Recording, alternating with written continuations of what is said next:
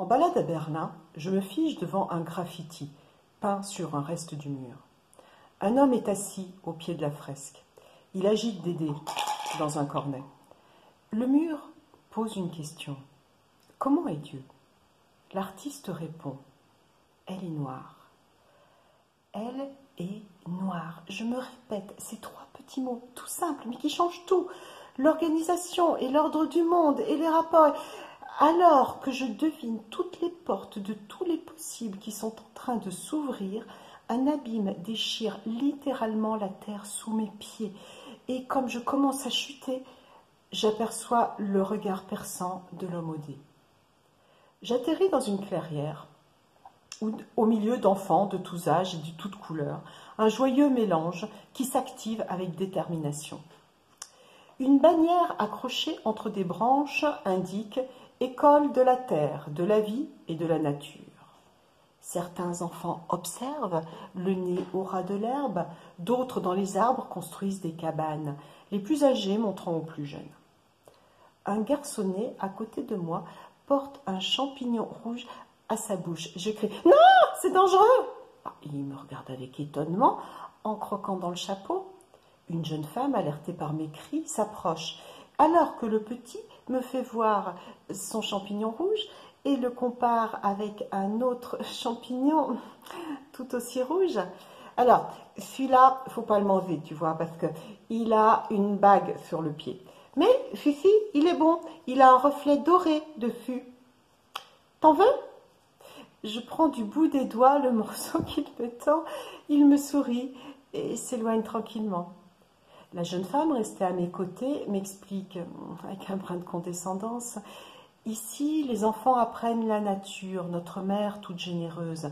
Ils savent distinguer ce qui est mauvais pour eux et surtout savent profiter des bienfaits de la vie en toute confiance. C'est ainsi que se reconstruit le respect envers notre terre qui porte toutes les créatures. Tu devrais rencontrer les membres du Sénat. Elles tiennent justement conseil en ce moment. » La jeune femme me prend fermement par le coude et m'indique un chemin au travers des arbres. En quittant la clairière, je passe à côté d'un terrain de foot où des supporters acclament une fille qui vient de marquer un but dans un match âprement disputé. J'arrive dans une petite ville avec des maisons, des jardins et des arbres partout. Des gens entrent et sortent d'une grande halle sur la façade de laquelle est affiché « République du vivant, salle du conseil ». J'entre à mon tour, pensant passer inaperçu au milieu des va-et-vient des visiteurs, mais je suis apostrophée par une voix. « Tu es notre invité, allez, joins-toi à nous, nous attendions la 13e femme. » Je découvre face à moi des femmes, des jeunes, des vieilles, drapées dans d'amples étoffes colorées, toutes assises du même côté d'une longue tablée. Au centre, une jeune femme, longs cheveux tombant sur ses épaules brunes, m'invite d'un geste doux et élégant à prendre place. Cette scène me semble familière et comme je m'assois avec les autres, j'ai le sentiment confus de rentrer dans un tableau qui vit sa propre vie et se réinvente continuellement. Mes compagnes partagent avec moi leur repas, tout en continuant à débattre avec passion. La tribu des femmes soleil nous demande notre aide, car elles ont été envahies par la tribu des femmes du fleuve. Les femmes soleil ne se plaignaient-elles pas auparavant du manque d'eau pour leurs jardins et leurs troupeaux? Si fait. Alors, envoyons une conciliatrice pour aider les femmes soleil et les femmes du fleuve à construire ensemble une tribu qui bénéficiera et de l'énergie du soleil et de l'onde du fleuve. La vie a besoin des deux.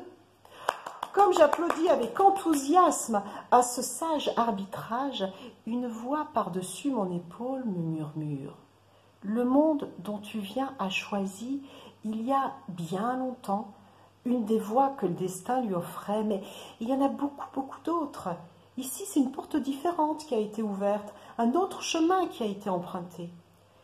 Je te livre un secret. Les mondes ne sont pas étanches entre eux. Il y a des petites portes dérobées qui permettent de passer de l'un à l'autre, des passages secrets que les chemins peuvent prendre quand ils veulent changer d'orientation. Je me retourne et je vois personne. J'entends encore « Mon nom est Espoir ». Puis un rire grand et rond m'entoure et je suis de nouveau à Berlin, devant le morceau du mur et son graffiti. L'homme au dé se lève en portant sa caisse en bois. Je l'interpelle. « Hé, vous avez vu ?»